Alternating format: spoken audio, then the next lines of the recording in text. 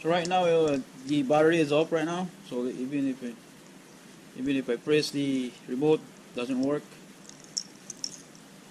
So to turn it on, obviously turn the remote on.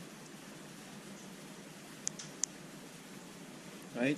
So now the remote is on. Should be able to control. Right. Unlock. Right. Lock. Remote start.